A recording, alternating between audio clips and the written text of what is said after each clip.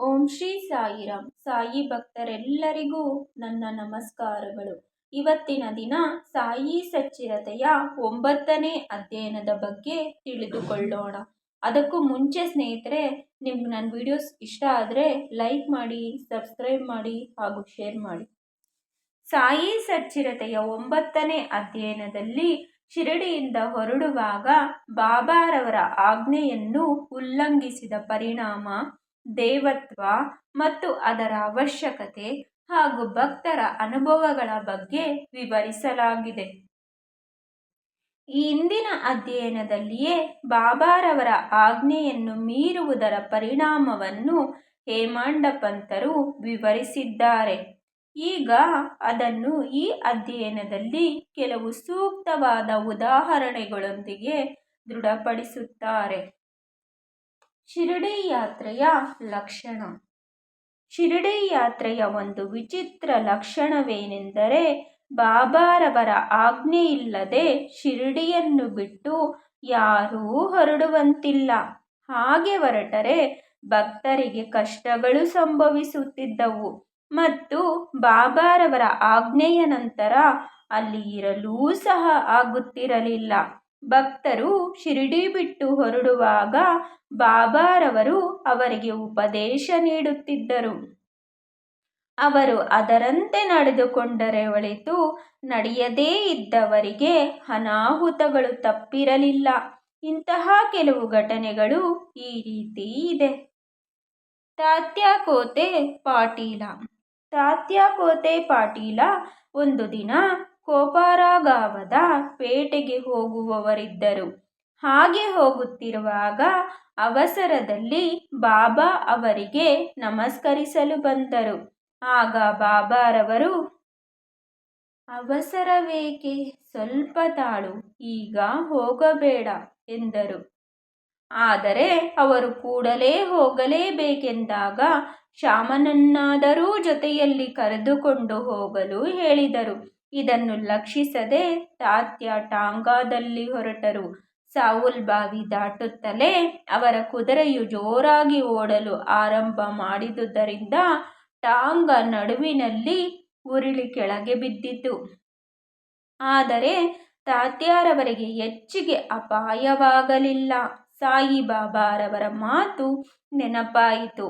ಮತ್ತೊಂದು ಸಂದರ್ಭದಲ್ಲಿ ಕೊಲ್ಲಾರ ಎಂಬ ಹಳ್ಳಿಗೆ ಹೋಗುತ್ತಿರುವಾಗ ಬಾಬಾರವರ ಮಾತನ್ನು ತಾತ್ಯ ಮೀರಿದುದರಿಂದ ಇದೇ ತರಹದ ಪರಿಸ್ಥಿತಿ ಒದಗಿ ಬಂತು. ಯುರೋಪಿಯನ್ ಗೃಹಸ್ಥ. ನಾನಾ ಸಾಹೇಬರಿಂದ ಪರಿಚಯ ಪತ್ರ ಪಡೆದು ಓರ್ವ ಯುರೋಪಿಯನ್ನನು ಬಾಬಾರವರನ್ನು ಕಾಣಲೋಸುಗ ಶಿರಡಿಗೆ ಬಂದನು. ಅವನು ಒಂದು ತಂಬುವಿನಲ್ಲಿ ಇಳಿದುಕೊಂಡನು. ಬಾಬಾರವರ ಮುಂದೆ ನಮಸ್ಕರಿಸಿ ಅವರ ಕರಗಳನ್ನು ಮುತ್ತಿಡಲು ಹಾತೊರೆಯುತ್ತಾ ಮಸೀದಿಯೊಳಗೆ ಬರಲು ಅವನು 3 ಬಾರಿ ಪ್ರಯತ್ನಿಸಿದನು. ಬಾಬಾರವರು ಅನುಮತಿ ನೀಡಲಿಲ್ಲ. ಮಸೀದಿಯ ಅಂಗಳದಲ್ಲಿ ಕುಳಿತು ದರ್ಶನ ಪಡೆಯುವಂತೆ ಆಜ್ಞೆಯಾಯಿತು. ಇದು ಅವನಿಗೆ ಸರಿ ಬೀಳಲಿಲ್ಲ. ಕೂಡಲೇ ಹಿಂತಿರುಗಲು ಮನಸ್ಸು ಮಾಡಿ ಹೊರಡಲು ಬಾಬಾರವರ ಅನುಮತಿ ಬೇಡಿದನು. ಆಗ ಬಾಬಾ, ಇಂದು ಬೇಡ, ಅವಸರವೇಕೆ ಎಂದರು. ಅಲ್ಲಿದ್ದವರೆಲ್ಲ ಬಾಬಾರವರ ಮಾತನ್ನು ಉಲ್ಲಂಘಿಸಬಾರದೆಂದು ಅವನಿಗೆ ಹೇಳಿದರು. ಆದರೂ ಅದನ್ನು ಲಕ್ಷಿಸದೆ ಅವನು ಟಾಂಗಾ ಹತ್ತಿದನು. ಮೊದಮೊದಲು ಕುದುರೆಗಳು ಚೆನ್ನಾಗಿ ಓಡುತ್ತಿದ್ದವು. ಸಾವುಲ್ ಬಾವಿ ಸಮೀಪಿಸಿದಾಗ ಎದುರಿಗೆ ಬರುತ್ತಿದ್ದ ಸೈಕಲ್ಲನ್ನು ಕಂಡು ಅವು ಜೋರಾಗಿ ಓಡಲು ಶುರು ಮಾಡಿದವು. ಟಾಂಗಾ ತಲೆ ಕೆಳಗಾಯಿತು. ಯುರೋಪಿಯನ್ನನು ಕೆಳಗೆ ಬಿದ್ದನು. ಅವನನ್ನು ಕೂಡಲೇ ಕೋಪರಗಾವ ಆಸ್ಪತ್ರೆಗೆ ಸೇರಿಸಲಾಯಿತು. ಈ ರೀತಿಯಾದ ಅನುಭವಗಳು ಬಾಬಾರವರ ಮಾತನ್ನು ಜನರು ಮೀರದಂತೆ ಮಾಡಿದವು. ಭಿಕ್ಷೆಯ ಅವಶ್ಯಕತೆ. ಈಗ ಭಿಕ್ಷೆಯ ಪ್ರಶ್ನೆಯನ್ನು ನೋಡೋಣ. ಬಾಬಾರವರು ಅಂತಹ ಮಹಾಯೋಗಿ, ದೈವಿಕತೆಯ ಅಂಶವೇ ಆಗಿದ್ದರೆ ತಮ್ಮ ಜೀವಮಾನದಲ್ಲೆಲ್ಲ ಭಿಕ್ಷೆ ಏಕೆ ಬೇಡುತ್ತಿದ್ದರು ಎಂಬ ಪ್ರಶ್ನೆ ಕೆಲವರ ಮನಸ್ಸಿನಲ್ಲಿ ಮೂಡಿದಿರಲಾರದು. ಈ ಪ್ರಶ್ನೆಯನ್ನು ಹೀಗೆ ಉತ್ತರಿಸಬಹುದು. ಭಿಕ್ಷೆ ಬೇಡಿ ಜೀವಿಸಲು ಯಾರು ಅರ್ಹರು? ಯಾರು ಸಂತಾನ, ದ್ರವ್ಯ, ಕೀರ್ತಿ ಇವು ಮೂರರಿಂದ ವಿಮುಕ್ತರಾಗಿ ಸನ್ಯಾಸಿಗಳಾಗಿರುತ್ತಾರೆಯೋ ಅವರು ಭಿಕ್ಷೆ ಬೇಡಿ ಜೀವಿಸಲು ಅರ್ಹರು ಎಂದು ನಮ್ಮ ಶಾಸ್ತ್ರಗಳಲ್ಲಿ ಹೇಳಲಾಗಿದೆ. ಅವರಿಗೆ ಅಡಿಗೆ ಮಾಡಿಕೊಂಡು ಊಟ ಮಾಡಲಾಗುವುದಿಲ್ಲ. ಅವರಿಗೆ ಆಹಾರ ನೀಡುವುದು ನಮ್ಮ ಕರ್ತವ್ಯ. ಸಾಯಿಬಾಬಾರವರು ಗೃಹಸ್ಥಾಶ್ರಮವನ್ನಾಗಲಿ ವಾನಪ್ರಸ್ಥಾಶ್ರಮವನ್ನಾಗಲಿ ಸ್ವೀಕರಿಸಿರಲಿಲ್ಲ. ಅವರು ಬ್ರಹ್ಮಚಾರಿಗಳಾಗಿದ್ದರು. ಅಂದರೆ ಚಿಕ್ಕಂದಿನಿಂದಲೂ ಸನ್ಯಾಸಿಯಾಗಿಯೇ ಇದ್ದರು. ಪ್ರಪಂಚವೇ ನನ್ನ ಮನೆ, ವಾಸುದೇವನೇ ಜಗನ್ನಿಯಾಮಕ ಎಂಬ ದೃಢವಾದ ನಂಬಿಕೆ ಅವರಲ್ಲಿತ್ತು. ಆದ್ದರಿಂದ ಅವರು ಭಿಕ್ಷೆ ಬೇಡಲು ಅರ್ಹರಾಗಿದ್ದರು. ಪಂಚಸೂನಗಳು ಮತ್ತು ಅವುಗಳ ಪಾಲನೆ. ನಾವು ನಮ್ಮ ಆಹಾರವನ್ನು ತಯಾರು ಮಾಡುವಾಗ ನಾವು ಪಂಚವಿಧಾನಗಳನ್ನು ಅನುಸರಿಸಬೇಕು. ಮೊದಲನೆಯದು ಖಂಡಣಿ ಪುಡಿ ಮಾಡುವುದು, ಎರಡನೆಯದು ಪೇಷಣಿ ಅರೆಯುವುದು, ಮೂರನೆಯದು ಉದಕುಂಬಿ ಪಾತ್ರೆ ತೊಳೆಯುವುದು, ನಾಲ್ಕನೆಯದು ಮಾರ್ಜನಿ ಗುಡಿಸುವುದು ಮತ್ತು ಶುದ್ಧಿ ಮಾಡುವುದು, ಐದನೆಯದು ಚುಲ್ಲಿ ಬೆಂಕಿಗೆ ಹಾಕುವುದು. ಈ ಪಂಚವಿಧಾನಗಳನ್ನು ಅನುಸರಿಸುವಾಗ ಆಹಾರದಲ್ಲಿ ಅನೇಕ ಕ್ರಿಮಿಕೀಟಗಳು ನಾಶವಾಗಬಹುದು ಮತ್ತು ಅದರಿಂದಾಗಿ ನಾವು ಪಾಪ ಮಾಡಬೇಕಾಗುವುದು. ಈ ಪಾಪಕ್ಕೆ ಪ್ರಾಯಶ್ಚಿತ್ತವೆಂದು ನಮ್ಮ ಶಾಸ್ತ್ರಗಳು ಈ 5 ಥರದ ಯಜ್ಞಗಳನ್ನು ಸೂಚಿಸಿವೆ. ಒಂದನೆಯದು ಬ್ರಹ್ಮಯಜ್ಞ ಅಥವಾ ವೇದಾಧ್ಯಯನ, ಬ್ರಹ್ಮನಿವೇದನೆ ಅಥವಾ ವೇದವ್ಯಾಸಂಗ. ಎರಡನೆಯದು ಪಿತೃಯಜ್ಞ, ಪೂರ್ವಜರಿಗೆ ಅರ್ಪಣೆ. ಮೂರನೆಯದು ದೇವಯಜ್ಞ, ದೇವತೆಗಳಿಗೆ ಅರ್ಪಣೆ. ನಾಲ್ಕನೆಯದು ಭೂತಯಜ್ಞ. ಐದನೆಯದು ಮನುಷ್ಯ ಅಥವಾ ಅತಿಥಿ ಯಜ್ಞ. ಈ ಯಜ್ಞಗಳನ್ನು ನಾವು ಸರಿಯಾಗಿ ಪಾಲಿಸಿದರೆ ಅವು ನಮಗೆ ಜ್ಞಾನ ಮತ್ತು ಮುಕ್ತಿ ಮಾರ್ಗಕ್ಕೆ ಸುಲಭವಾದ ದಾರಿ ಹಾಕಿಕೊಡುತ್ತವೆ. ಈ ಕರ್ತವ್ಯಗಳನ್ನು ನಮಗೆ ಜ್ಞಾಪಿಸುವ ಸಲುವಾಗಿಯೇ ಬಾಬಾರವರು ಪ್ರತಿ ಮನೆಯ ಬಾಗಿಲಿಗೂ ಹೋಗುತ್ತಿದ್ದರು. ಅವರಿಂದ ಈ ರೀತಿಯಾದ ಪಾಠ ಕಲಿತವರು ನಿಜಕ್ಕೂ ಧನ್ಯರು. ಭಕ್ತರ ಅನುಭವಗಳು. ಯಾರು ಒಂದು ಪ್ರತಿ, ಫಲ ಅಥವಾ ಉದಕ ಇವುಗಳನ್ನು ನಿರಂತರ ಪ್ರೀತಿಯಿಂದ ನನಗೆ ಅರ್ಪಿಸುವರೋ ಅಂಥವರ ಪರಿಶುದ್ಧವಾದ ಪ್ರೇಮವನ್ನು ನಾನು ಸದಾ ಮನಪೂರ್ವಕವಾಗಿ ಸ್ವೀಕರಿಸುತ್ತೇನೆ ಎಂದು ಶ್ರೀಕೃಷ್ಣನು ಭಗವದ್ಗೀತೆಯಲ್ಲಿ ಹೇಳಿರುತ್ತಾನೆ. ಹೀಗೆ ಬಾಬಾರವರಿಗೆ ಏನಾದರೊಂದು ಪದಾರ್ಥವನ್ನು ಭಕ್ತಿಯಿಂದ ಅರ್ಪಿಸುತ್ತೇನೆಂದು ಮನಪೂರ್ವಕವಾಗಿ ಹೇಳಿಕೊಂಡು ನಂತರ ಅದನ್ನು ಮರೆತರೆ ಅವರು ಅದನ್ನು ಜ್ಞಾಪಿಸಿ ತೆಗೆದುಕೊಳ್ಳುತ್ತಿದ್ದರು ಮತ್ತು ಆಶೀರ್ವದಿಸುತ್ತಿದ್ದರು. ಈ ಥರದ ಅನೇಕ ಘಟನೆಗಳು ಜರುಗಿವೆ. ತರ್ಕಡ ಕುಟುಂಬ.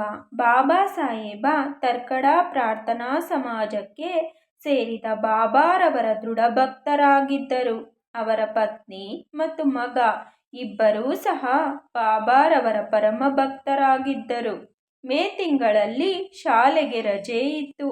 ಆಗ ಕುಮಾರ ತರ್ಕಡ ಮತ್ತು ಅವನ ತಾಯಿ ಶಿರಡಿಗೆ ಹೋಗಬೇಕೆಂದು ಮನಸ್ಸು ಮಾಡಿದರು.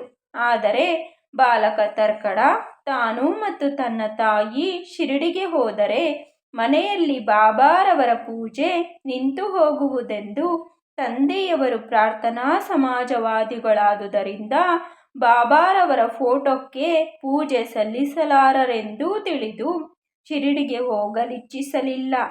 ಆಗ ತಂದೆಯವರಿಂದ ಆಶ್ವಾಸನೆ ಪಡೆದು ತಾಯಿ ಮಗ ಇಬ್ಬರೂ ಒಂದು ಶುಕ್ರವಾರ ರಾತ್ರಿ ಶಿರಡಿಗೆ ಪ್ರಯಾಣ ಬೆಳೆಸಿದರು. ಮರುದಿನ ಶನಿವಾರ ಶ್ರೀ ತರ್ಕಡರವರು ಬೆಳಗಿನ ಜಾವ ಎದ್ದು ಸ್ನಾನ ಮುಂತಾದವುಗಳನ್ನು ಮುಗಿಸಿಕೊಂಡು ಬಾಬಾರವರ ಫೋಟೋದ ಮುಂದೆ ನಿಂತು, ಬಾಬಾ, ನನ್ನ ಮಗನು ನಿಮಗೆ ಹೇಗೆ ಸೇವೆ ಮಾಡುತ್ತಿದ್ದನೋ ಅದೇ ರೀತಿ ನಾನೂ ಈ ದಿನ ಸೇವೆ ಸಲ್ಲಿಸುತ್ತೇನೆ.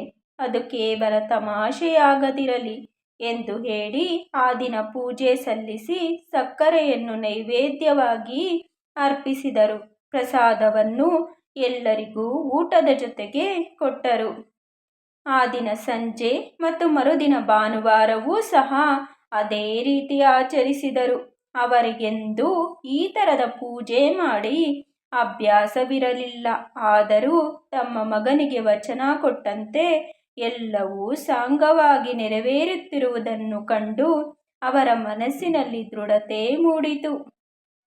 ಮಂಗಳವಾರ ಬೆಳಗ್ಗೆಯೂ ಸಹ ಪೂಜೆ ನೆರವೇರಿಸಿ ಕಚೇರಿಗೆ ಹೋದರು.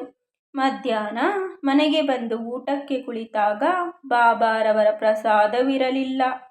ಅಡಿಗೆಯವರು, ಸ್ವಾಮಿ, ಈ ದಿನ ತಾವು ಸಕ್ಕರೆಯನ್ನು ನೈವೇದ್ಯ ಮಾಡಲು ಮರೆತು ಬಿಟ್ಟಿರಿ ಎಂದನು. ಕೂಡಲೇ ಬಾಬಾರವರ ಫೋಟೋದ ಹತ್ತಿರ ಹೋಗಿ ನಮಸ್ಕರಿಸಿ ಕ್ಷಮೆ ಬೇಡಿದರು. ಆ ದಿನವೇ ತಮ್ಮ ಮಗನಿಗೆ ಬಾಬಾರವರಿಂದ ತಮ್ಮ ಅಪರಾಧ ಕ್ಷಮೆ ಮಾಡಲು ಪತ್ರ ಬರೆದರು. ಅದೇ ಸಮಯ ಮಂಗಳವಾರ ಶಿರಡಿಯಲ್ಲಿ ಮಧ್ಯಾಹ್ನದ ಆರತಿ ಆರಂಭವಾಗುವುದರಲ್ಲಿತ್ತು. ಬಾಬಾರವರು ಶ್ರೀಮತಿ ತರ್ಕಡರವರನ್ನು ಕುರಿತು, ತಾಯಿ, ಈ ದಿನ ಏನನ್ನಾದರೂ ತಿನ್ನಬೇಕೆಂದೆನಿಸಿ ಬಾಂದ್ರಾದಲ್ಲಿ ನಿಮ್ಮ ಮನೆಗೆ ಹೋಗಿದ್ದೆ. ಮನೆಗೆ ಬೀಗ ಹಾಕಿತ್ತು. ಹೇಗೋ ಒಳಗೆ ಪ್ರವೇಶಿಸಿ ನೋಡಿದೆ. ತರ್ಕಡರವರು ನನಗೋಸ್ಕರ ಏನನ್ನೂ ಇಟ್ಟಿರಲಿಲ್ಲ. ಅತೃಪ್ತನಾಗಿ ಹಸಿವಿನಿಂದ ಹಿಂತಿರುಗಿದ್ದೇನೆ ಎಂದರು. ಶ್ರೀಮತಿ ತರ್ಕಡರವರಿಗೆ ಇದರ ಅರ್ಥವಾಗಲಿಲ್ಲ. ಅವರ ಮಗನಿಗೆ ಮಾತ್ರ ತಕ್ಷಣವೇ ಅದರ ಅರ್ಥವಾಯಿತು. ಕೂಡಲೇ ಅವರು ಬಾಂದ್ರಾದಲ್ಲಿ ಪೂಜೆ ಸರಿಯಾಗಿ ನೆರವೇರಲಿಲ್ಲವೆಂದು ಯೋಚಿಸಿ ಬಾಂದ್ರಾಕ್ಕೆ ಹೊರಡಲು ಬಾಬಾರವರ ಅನುಮತಿ ಬೇಡಿದನು. ಬಾಬಾರವರು ಅದನ್ನು ನಿರಾಕರಿಸಿ, ಇಲ್ಲಿಯೇ ಪೂಜೆಯನ್ನು ನೆರವೇರಿಸು ಎಂದರು. ಆಗ ಅವನು, ಈ ಬಗ್ಗೆ ಬಾಬಾರವರ ಪೂಜೆಯನ್ನು ನೀವು ಸರಿಯಾಗಿ ನೆರವೇರಿಸದಿದ್ದಕ್ಕಾಗಿ ನನಗೆ ಬಹಳ ದುಃಖವಾಗಿದೆ ಎಂದು ತಂದೆಗೆ ಕಾಗದ ಬರೆದನು. ಮಾರನೇ ದಿನ ಆ ಪತ್ರಗಳು ಅವರವರ ಕೈ ಸೇರಿದವು.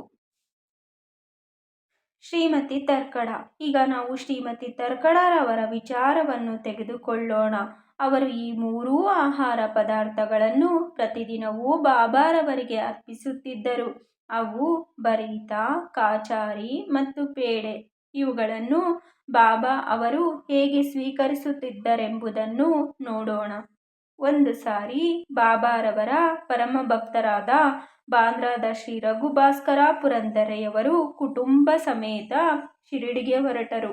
ಶ್ರೀಮತಿ ತರ್ಕಡ ಅವರು 2 ಬದನೆಕಾಯಿಗಳನ್ನು ಕೊಟ್ಟು ಒಂದರಿಂದ ಬರೀತ ಮತ್ತೊಂದರಿಂದ ಕಾಚಾರಿ ಮಾಡಿ ಬಾಬಾರವರಿಗೆ ಅರ್ಪಿಸಲು ಶ್ರೀಮತಿ ಪುರಂದರೆಯವರಿಗೆ ತಿಳಿಸಿದರು. ಪುರಂದರೆ ಶಿರಡಿ ತಲುಪಿದ ತಕ್ಷಣವೇ ಬಾಬಾರವರಿಗೆ ತಾವು ತಂದ ವಸ್ತುಗಳನ್ನು ಅರ್ಪಿಸಲು ಹೋದಾಗ ಬಾಬಾರವರು ಊಟಕ್ಕೆ ಕುಳಿತಿದ್ದರು. ಬಾಬಾರವರು ಬರೀತ ಉಂಡು ಬಹಳ ಚೆನ್ನಾಗಿದೆ ಎಂದು ಹೇಳಿ ಎಲ್ಲರಿಗೂ ಹಂಚಿ ನಂತರ ಕಾಚಾರಿ ಕೇಳಿದರು. ರಾಧಾಕೃಷ್ಣ ಮಾಯಿಯನ್ನು ಕರೆದು ಅವಳಿಗೆ ಕಾಚಾರಿ ತಯಾರು ಮಾಡಿ ತರಲು ಹೇಳಿದರು. ಆದರೆ ಆಗ ಬದನೆಕಾಯಿ ಮೋಸಂ ಇರಲಿಲ್ಲ. ಬರೀತ ಯಾರು ತಂದರೆಂದು ವಿಚಾರಿಸಿದ ಮೇಲೆ ಅದನ್ನು ಒದಗಿಸಿದ ಶ್ರೀಮತಿ ಪುರಂದರೆಯವರಿಗೆ ಬದನೆಕಾಯಿ ಒಪ್ಪಿಸುವ ಜವಾಬ್ದಾರಿ ಇದೆ ಎಂದು ಎಲ್ಲರೂ ಮನಗಂಡರು. 1915ನೇ ಡಿಸೆಂಬರ್ನಲ್ಲಿ ಶ್ರೀ ಗೋವಿಂದ ಬಲರಾಮ ಮಾನಕರರವರು ತಮ್ಮ ತಂದೆಯವರ ಶ್ರಾದ್ದ ಮಾಡಲು ಶಿರಡಿಗೆ ಹೊರಡಬೇಕೆಂದಿದ್ದರು. ಅವರು ಶಿರಡಿಗೆ ಹೊರಡುವ ಮುನ್ನ ಶ್ರೀಮತಿ ತರ್ಕಡರವರನ್ನು ಕಂಡರು. ಶ್ರೀಮತಿ ತರ್ಕಡರವರು ಬಾಬಾರವರಿಗೆ ಏನನ್ನಾದರೂ ತಿನ್ನಲು ಕಳುಹಿಸಬೇಕೆಂದು ಯೋಚಿಸಿ ಮನೆ ತುಂಬ ಹುಡುಕಿದರು. ಪೇಡೆ ಹೊರತು ಇನ್ನಾವುದೂ ಇರಲಿಲ್ಲ. ಆದರೆ ಅದಾಗಲೇ ನೈವೇದ್ಯವಾಗಿತ್ತು.